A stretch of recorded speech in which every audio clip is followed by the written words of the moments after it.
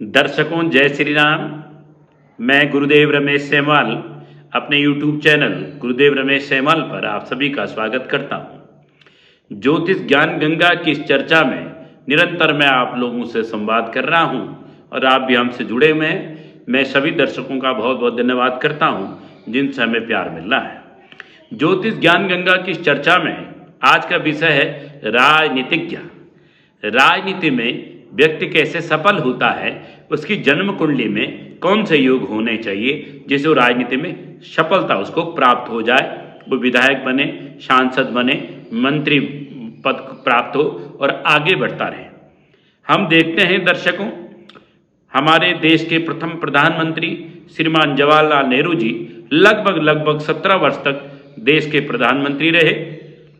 श्रीमती इंदिरा गांधी जी 2 बार प्रधानमंत्री रही और काफ़ी वर्षों तक देश की प्रधानमंत्री रही। तो कई लोग हम देखते हैं आज के देश के यशस्वी प्रधानमंत्री श्रीमान नरेंद्र मोदी जी दूसरी बार प्रधानमंत्री बने हैं। तो इस प्रकार राजनीतिज्ञों की कुंडली में कौन से योग होने चाहिए जिससे वो निरंतर आगे बढ़ते रहें।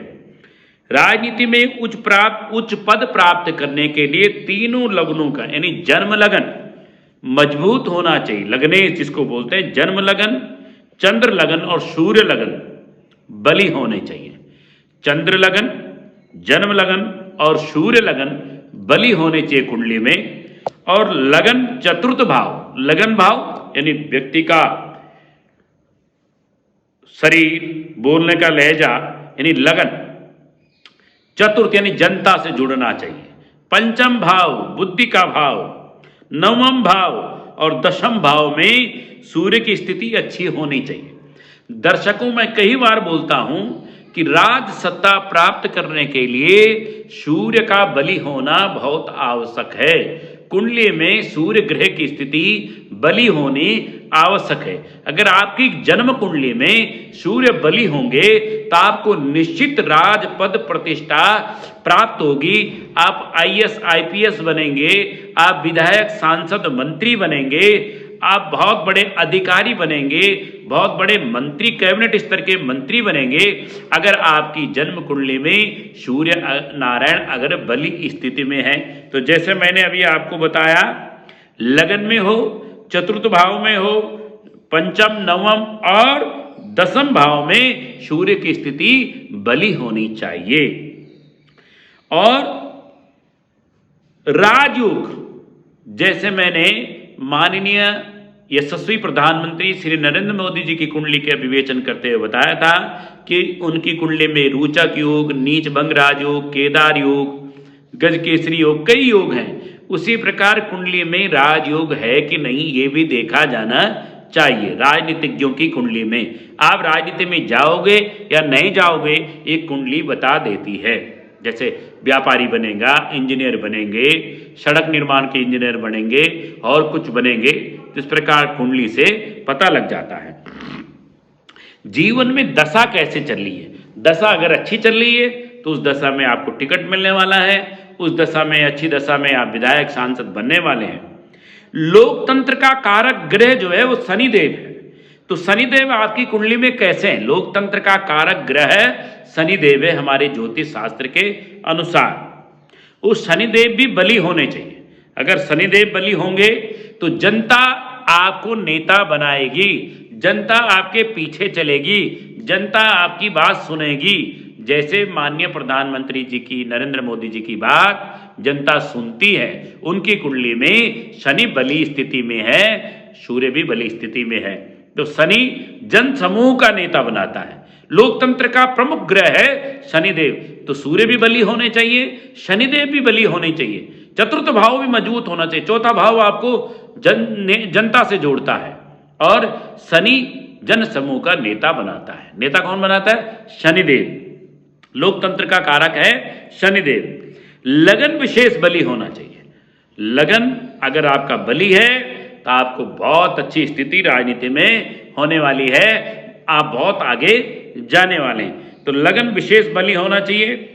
और लगन लगने का संबंध राशिक राशियों, कर्क और सिंह राशि के साथ, तुला और धन राशियों के साथ हो तो बहुत अच्छा। कर्क राशि और सिंह राशि के लोग राजनीति में विशेष सफल होते हैं। वृश्चिक राशि के लोग सफल होते हैं। तुला और धनु राशि के लोग भी सफल होते देखे गए हैं। चंद्रमा जनता को और सिंह राशि का स्वामी सूर्य सत्ता या सरकार को इंगित करता है। तो कर्क राशि का स्वामी चंद्रमा जनता को और सिंह राशि का स्वामी सूर्य सत्ता या सरकार को इंगित करता है। तो सूर्य मजबूत स्थिति में तो होना ही चाहिए। फिर मंगल, लगन का दसम भाव पर मंगल, लगन या दसम भाव पर मंगल या बृहस्पति और शनि का प्रभाव भी राजनीतिज्ञों की कुंडली में देखा जाता है।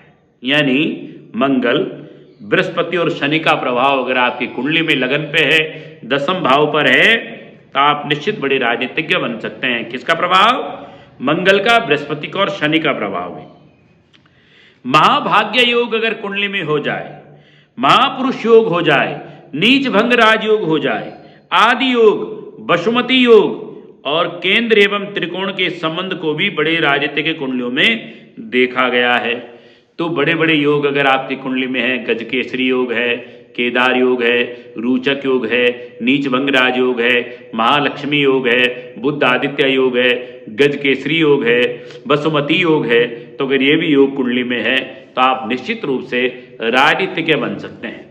तो विशेष रूप से आज जो मुझे बताना था आपको कि अगर आप राजनीति में जाना चाहते हैं तो फिर लगन भाव, चतुर्थ भाव, दशम भाव को मैंने जैसे कहा, पंचम भाव को भी देखा, नवम भाव को भी देखा जाना चाहिए, तब तो आप राजनीति में सफल हो सकते हैं। तो मुख्य रूप से सूर्य नारायण, शनिदेव, मंगल, बृहस्पति आपकी कुंडली में मजबूत स्थिति में होने चाहिए, तब आप बड़े राजनीतिज्ञ बन सकते हैं, विधायक सांसद बन सकते हैं, राज्यसभा सांसद बन सकते हैं, कैबिनेट मिनिस्टर बन सकते हैं, बड़े बड़े पद प्रतिष्ठा आपको निश्चित रूप से मिल सकती है। तो दर्शकों, आपकी कुंडली में अगर कोई ऐसा योग है तो आप हमें दिखा सकते हैं। तो आपकी कुंडली को देखकर हम बता सकते हैं कि आप राजनीति में जाएंगे या व्यापार में जाएंगे। तो कल हम एक नए विषय के साथ कि आप व्यापारिक कुंडली में कैसे योग होने चाहिए, विद्यार्थी के जीवन में कैसे योग होने चाहिए, उसको आपसे चर्चा करेंगे।